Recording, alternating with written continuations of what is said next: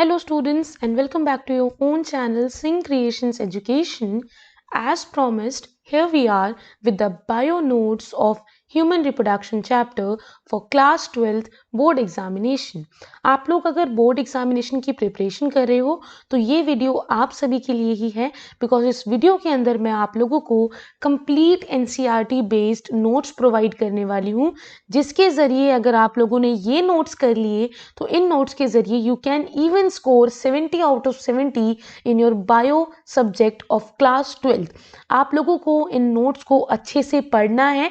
जो स्टूडेंट अभी 10 से 20% प्रिपरेशन पे है, जिसने अभी कुछ भी नहीं पढ़ा है, ट्रस्ट मी, इन नोट्स ने आपके सीनियर्स को भी हेल्प की थी, आपके सीनियर्स के सुपर सीनियर्स को भी हेल्प की थी, तो ये आप लोगों के लिए काफ़ी ज़्यादा हेल्पफुल रहेगा अगर आप लोग इन नोट्स को यहाँ पर रीड करोगे, पढ़ोगे, याद करोगे, क्योंकि एंड मोमेंट पे आप कंप्लीट एनसीईआरटी नहीं पढ़ सकते। तो आप लोगों के लिए मैंने चीज़ों को सिंप्लीफाई कर दिया है। जैसे कि आप लोग यहाँ पर देख सकते हो, चैप्टर नंबर 3 काफ़ी पुराने नोट्स हो चुके हैं तो आप लोगों को थोड़े फेडेड दिखेंगे, ठीक है। सिंपल है। यहाँ पर क्या है कि रिप्रोडक्टिव सिस्टम के बारे में आप लोगों को बताया गया है कि क्या क्या प्रोसेस होते हैं रिप्रोडक्टिव सिस्टम के अंदर। गैमेटोजेनेसिस होता है, यानी कि गैमीट्स बनते हैं, इंसेमिनेशन होता है, फर्टिलाइजेशन होगा, फिर उसके बाद इम्प्लांटेशन जिसके अंदर एम्ब्रियो डेवलपमेंट वगैरह हो गया, gestation period, after that the last is parturition period. तो सिंपल है, आपको अगर कंप्लीट डिटेल वीडियो देखना है तो वो आप लोगों को मेरे चैनल पर मिल जाएगा, ऊपर आई बटन में या फिर नीचे डिस्क्रिप्शन बॉक्स में आपको कंप्लीट प्लेलिस्ट की लिंक दे दूंगी, जिसके अंदर आप लोगों को complete human reproduction with notes, complete NCERT line by line समझाई गई है। लेकिन अगर आप उन बच्चों में से हो जिन्होंने अभी तक स्टार्ट भी नहीं किया, तो मैं सजेस्ट करूंगी कि आप लोग यहाँ पर इन चीज़ों को ध्यान से पढ़ो कि भाई आखिर एनसीईआरटी का क्या निचोड़ है, एनसीईआरटी से हमें क्या नॉलेज जो है वो गेन करनी है। क्योंकि जो बच्चे यहाँ पर स्टार्टिंग से पढ़ रहे हैं, 12th के स्टार्टिंग से, उन्होंने कंप्लीट एनसीईआरटी पढ़ी है, लेकिन आपके सामने अभी ऑलमोस्ट सिर्फ और सिर्फ 1.5 महीना बचा हुआ है। 1.5 महीने में आप कंप्लीट एनसीईआरटी नहीं पढ़ सकते। आपको क्या करना है कि हर एक चैप्टर को जितना ज़्यादा हो सके उतना ज़्यादा अच्छे से प्रिपेयर करना है नोट्स के ज़रिए, क्योंकि ये सारे ही नोट्स आपको यहाँ पर एनसीईआरटी बेस्ड मिलने वाले हैं। डायग्राम आपको आने चाहिए, मैं एक ब्रीफ दे दूंगी, ब्रीफ के बाद आप लोगों को खुद करनी है चीज़ें। जैसे कि यहाँ पर पर्टिकुलर हर एक पार्ट के बारे में बताया गया है, मैंने यहाँ पर कुछ चीज़ें हाईलाइट की हैं, कुछ चीज़ें अलग से मार्क भी की हैं, ठीक है। ये बहुत इंपॉर्टेंट है, आप लोगों को इन चीज़ों को याद रखना है। जहाँ पर हाईलाइटेड नहीं है, आप चाहो तो इसका प्रिंट निकलवा कर खुद के पास रख सकते हो, हाईलाइट करा सकते हो। हर एक चीज़ के बारे में यहाँ पर मैंने आप लोगों को बताया है, ठीक है। एक्सटर्नल जेनिटिलिया हो गया, ठीक है। यहाँ पर आपका एक्सेसरी ग्लैंड्स में क्या क्या आ जाते हैं, seminal vesicle, prostate gland and bulbourethral gland. तो ये जो है ना डायरेक्ट क्वेश्चन होते हैं, बोर्ड एग्जामिनेशन में इतना घुमा फिरा के नहीं पूछते हैं, डायरेक्ट क्वेश्चंस आते हैं कि भाई हमें ग्लैंड्स बताओ जो इन्वॉल्व होते हैं, हमें बताओ कि भाई टेम्परेचर जो है वो क्यों कम होता है स्क्रोटम का। ये सारी चीजें आपसे पूछी जाती हैं। फीमेल रिप्रोडक्टिव पार्ट में फेलोपियन ट्यूब से, मेंस्ट्रुअल साइकिल से भर भर के क्वेश्चन आते हैं, तो आपको पता होना चाहिए। 1 मार्क के क्वेश्चन में आपको ये पता होना चाहिए कि प्राइमरी सेक्स ऑर्गन कौन सा है और सेकेंडरी सेक्स ऑर्गन कौन सा है, ठीक है। इस तरीके से कुछ क्वेश्चन पूछे जाते हैं। उसके बाद ओवरी के बारे में आपसे पूछा जाता है कि भाई किस तरीके से यहाँ पर क्या शेप होती है, किस तरीके से आप लोग यहाँ पर बता पाओगे कि भाई क्या मॉर्फोलॉजी होती है ओवरी की, और किस किस चीज़ का बना हुआ होता है, क्या उसकी कॉन्स्टिट्यूएंट्स क्या क्या हैं। और यहाँ पर फेलोपियन ट्यूब्स के बारे में भी गिना हुआ क्वेश्चन है। आप लोगों को फेलोपियन ट्यूब्स के बारे में हर एक चीज़ पता होनी चाहिए, ठीक है। उसके बाद यूट्रस के बारे में पता होना चाहिए, एक्सटर्नल जेनिटिलिया के बारे में पता होना चाहिए, ओके। उसके बाद हम आगे आते हैं।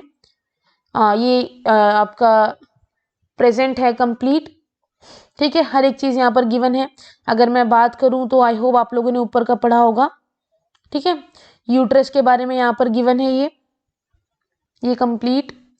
After that cervix and vagina, then external genitalia, जिसके बारे में मैंने आप लोगों को पहले भी बताया है। नाउ आगे बढ़ते हैं। मेमोरी ग्लैंड्स के ऊपर क्वेश्चन आ जाते हैं कि कौन से ग्लैंड्स इसके अंदर इन्वॉल्व हैं, किस टिश्यू से बना हुआ होता है, ठीक है, कौन से लोब्स प्रेजेंट हैं यहाँ पर। ये सारे क्वेश्चन गिने चुने क्वेश्चंस हैं।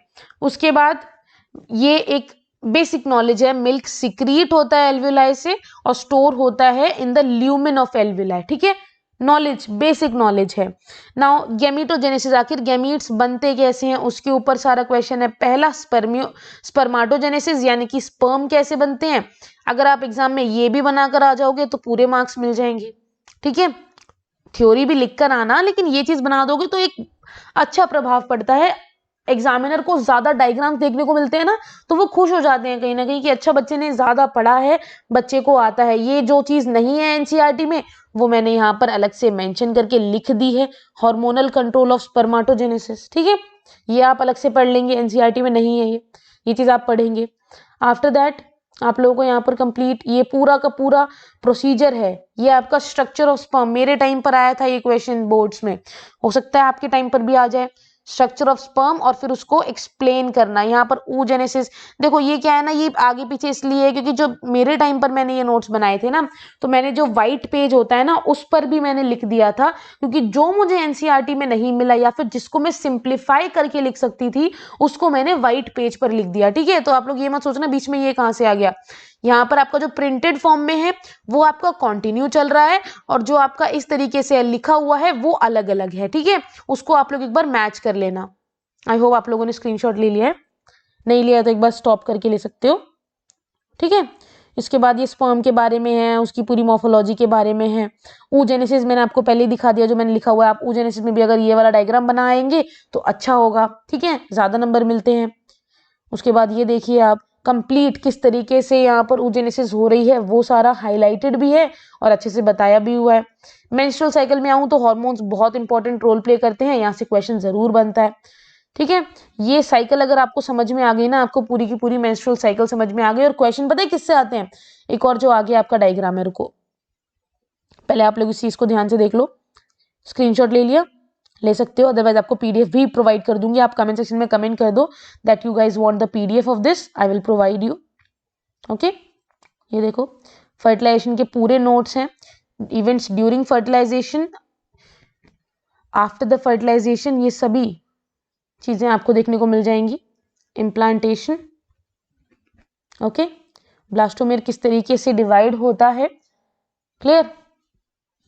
जब इम्प्लांटेशन होती है तब ब्लास्टुलेशन होता है, राइट।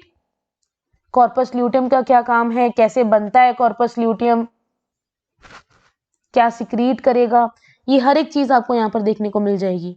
फर्टिलाइजेशन का प्रोसेस इन्होंने आपको बता दिया। स्पर्म कहाँ जाता है, किस लेयर को भेदता हुआ वो अंदर जाता है, जोना पेलिसिडा को भेदता हुआ जाएगा, है ना। और बाद में जोना पेलिसिडा बंद भी हो जाती है ताकि बाकी के स्पर्म अंदर ना आए, ओके। आप लोग यहाँ से ले सकते हो स्क्रीनशॉट, और अगर आपने स्क्रीनशॉट नहीं मिल पा रहा है तो आप लोगों को नीचे डिस्क्रिप्शन बॉक्स में पीडीएफ भी प्रोवाइड कर दिया जाएगा, ठीक है। Okay, now the pregnancy part किस तरीके से, उसके बाद पार्चुरेशन आ जाएगा। हाँ जी बिल्कुल, ये देखो गेस्टेशन पीरियड क्या होता है, जब ह्यूमन प्रेगनेंसी 9 मंथ्स की होती है तो उन 9 मंथ्स को हम कहते हैं गेस्टेशन पीरियड। जब डिलीवरी होती है, डिलीवरी के टाइम पर that process is known as parturition, ठीक है, क्लियर। ये देखो ये इस पर क्वेश्चन बनता है गाइस, इस पर फीटल इजेक्शन रिफ्लेक्स, ठीक है। ये मत सोचना इतनी जल्दी जल्दी कहां से खत्म हो गया। आप लोगों को बता दूं, डिटेल अगर आप लोगों को पढ़ना है तो आपको मेरी वीडियोस पर जाना होगा। ये सिर्फ और सिर्फ एक ब्रीफ था, ये बताने के लिए कि मैं आप लोगों को प्रोवाइड कर रही हूँ नोट्स, तो आप लोग सब्सक्राइब कर लीजिए आगे आने वाले चैप्टर के नोट्स के लिए। सो आई होप आप लोगों को पसंद आया होगा। With that said thank you so much, मिलते हैं नई वीडियो के साथ, तब तक के लिए have a good day, bye bye.